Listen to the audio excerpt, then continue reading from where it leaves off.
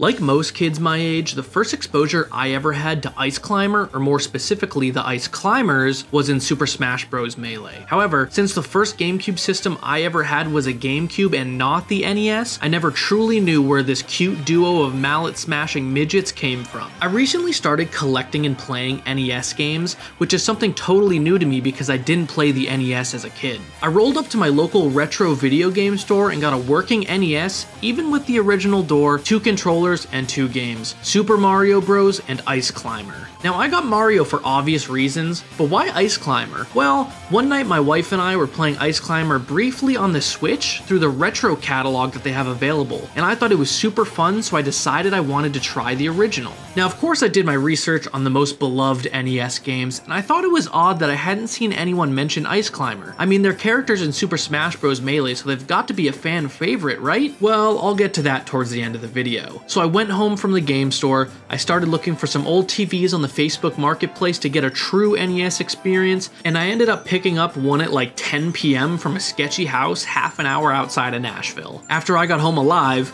I hooked up everything and started playing Ice Climber, and boy am I glad I did. The gameplay of Ice Climber is pretty neat. You play as Popo, a blue parka wearing, mallet wielding badass trying to scale a mountain to collect stolen vegetables and fly away on a giant condor. No, I'm not kidding. If you play 2-player, the second player is Nana, who wears a pink parka, and you race to see who can get to the top the quickest. You'll recognize when you play 2-player that these are the 2 characters you play as in Super Smash Bros. The mountain is inhabited by Topi, I'm unsure how to say that, but they're little furry creatures who you can whack with a mallet, and they come out constantly onto the mountain to replace blocks that you've broken. Nitpickers are flying birds who you also whack with your mallet, who can also replace these blocks that you've broken. There's also a polar bear. Now the polar bear appears if you take too long to scale the mountain, and he deletes the bottom few rows of blocks, creating a deadly abyss. There are a whopping 32 mountains to scale, each more challenging than the last, with falling icicles, conveyor belts which have become the bane of my existence, and fast moving platforms. Once you near the top of the mountain, there's a cool bonus stage in which you gather all the vegetables and grab onto the condor's feet to fly away, which feels super rewarding. I'm just gonna say it,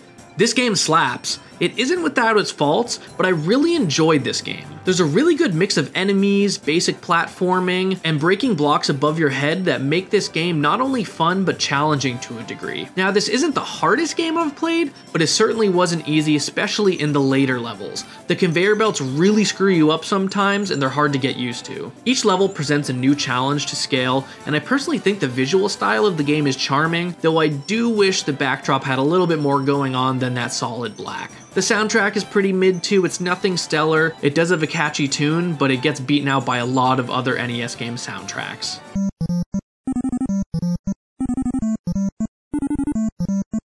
The controls are simple, as most NES games are, although there is a noticeable hitbox issue, to use modern terms, where sometimes you really think you're gonna make it onto the platform, but you just go right through it. This was a source of frustration for both me and my wife while we were playing this game. Sadly too, there isn't much of a story to latch onto, an end, or a boss, so it plays much more like an arcade style game to pick up and play casually. As a matter of fact, if you end up beating Mountain 32, you just get looped back and start right at Mountain 1 again. I do really like the mountain select feature though, so you don't have to play through all the early mountains to get to the later ones. This was actually my preferred way to play, where I would just play a couple mountains, take a break, and I could come back and start right back at the mountain that I hadn't beaten yet. So, is it worth picking up and playing in 2023 and beyond? I definitely think so. I had a blast playing this game alone, but it's even better when you get to play with someone. I played with my wife a handful of times, and we both had a great time playing cooperatively in the lower section of the mountain so we could both reach the bonus area and then duking it out up there to see who could win first. I know it sounds like I have a lot of gripes with this game, but they're kind of minor things, whereas the core gameplay really is enjoyable, and it does have a replayability of trying to get a higher score, trying to do it faster, but then also playing with a friend.